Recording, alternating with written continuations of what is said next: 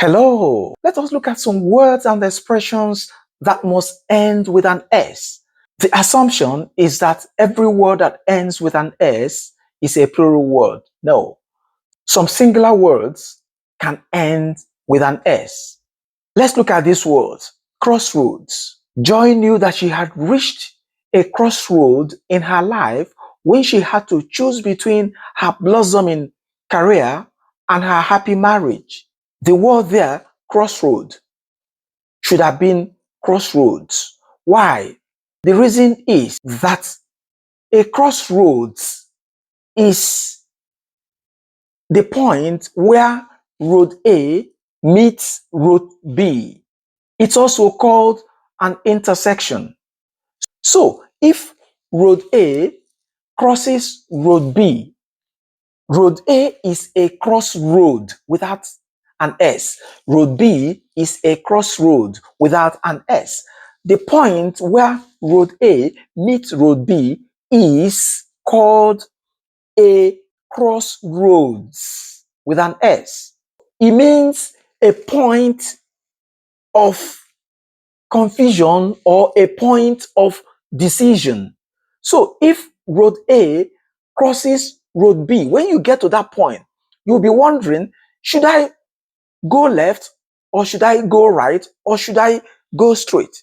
From the physical crossroads, it has also got a metaphorical or figurative meaning, which is the point of decision. So if you are wondering, should I study medicine or law? You are at a crossroads. It must always end with an S. Don't be deceived by the S there. So you say, Joy knew that she had reached a crossroads in her life when she had to choose between her blossoming career and her happy marriage. Let's look at this word, shambles. It should always end with an S. It means a place of great disorder. It actually originated from the place where animals were killed. When that is done, it is bloody, it is messy. So, when you say, for example, that my room is in a shambles, don't worry about the S there. That is the way it is written. After all, physics, statistics, measles all end with an S. Nobody worries about them. Shambles must end with an S, but it is usually singular.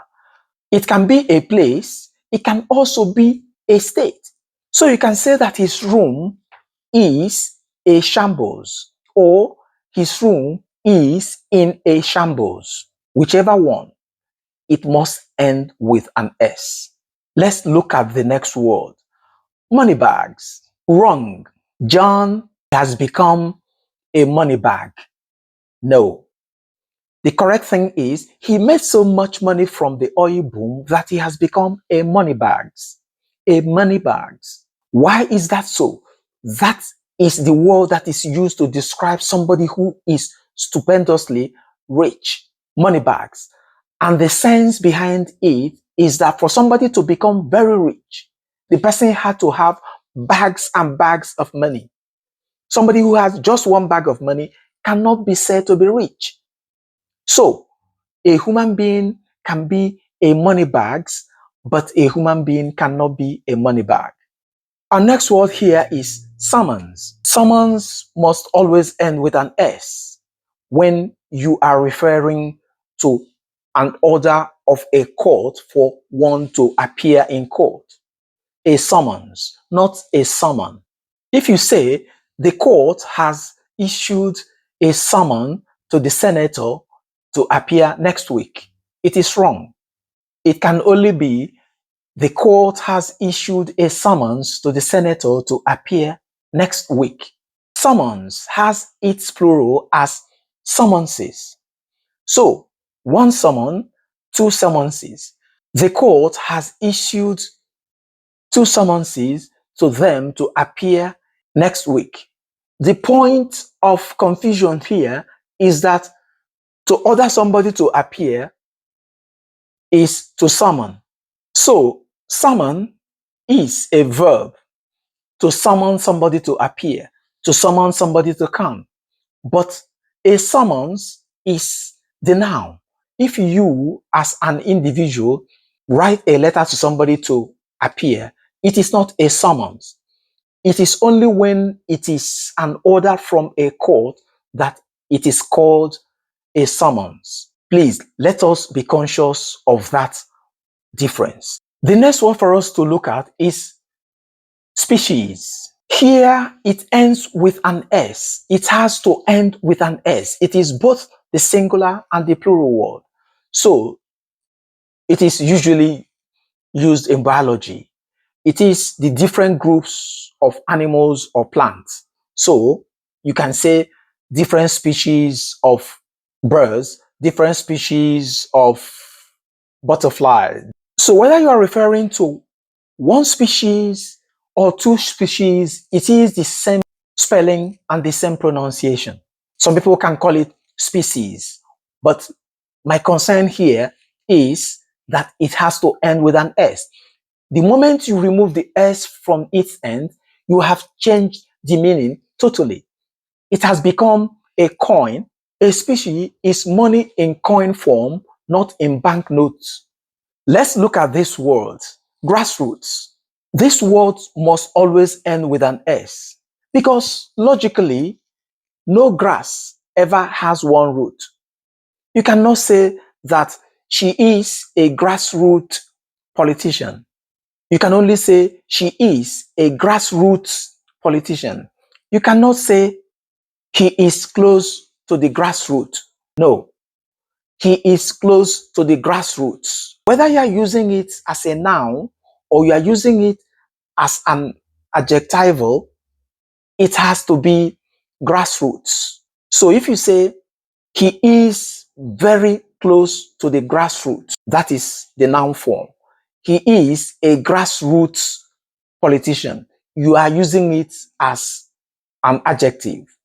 Whichever way, it must have an S at the end. Another word for us to look at here is outskirt. The outskirts usually refers to the areas that are far removed from the heart of the city, from the center of the city. So you say the outskirts of the town, the outskirts of the city. Now let us look at this expression, master of ceremonies. The short form is MC. This term must always end with S. It can only be master of ceremonies, never master of ceremony.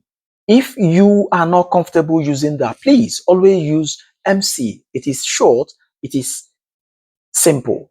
You can say that Emeka is wonderful both as a comedian and as a master of ceremonies. Let's look at this expression, no hard feelings. It has to end with that S. For example, you have been involved in a competition and you didn't win. And so you shake hands and say, no hard feelings. It usually ends that way, not no hard feeling. Even though you may say, oh, do I have different feelings about this? It is just one feeling. That is the way the expression is. No hard feelings. What about this expression, at all costs? Anytime you want to use this expression, it has to be at all costs. It is never at all costs. That is the way. If you look at it, you see all there can be logically said to represent the plural form, at all costs. So some people will say they love to win at all costs. There are some words like sympathies, condolences, commiserations, regrets, apologies, wishes, thanks that usually end with an S. So if somebody is bereaved, the usual expression is accept my sympathies, accept my condolences, accept my commiserations, which is not so common, but they all mean the same thing. You will notice that they all end with an S. Why? That is the way it is said. Accept my sympathies. The same thing. I'm sending in my regrets. sending in my apologies. So if it is positive, you say, accept my best wishes, accept my congratulations, or you just say, congratulations. It usually goes with that S. That is the way it is written. So here you have them. There are other words, but I have brought this to you for you to be conscious that there are words that have a standard form in English. English is a unique language. You have to relate with it in that uniqueness. And when you do that, what happens? Your result is always exceptional, so that you will be seen as a master of the language when you communicate. You will be seen as a communicator par excellence. Thank you. See you in the next video.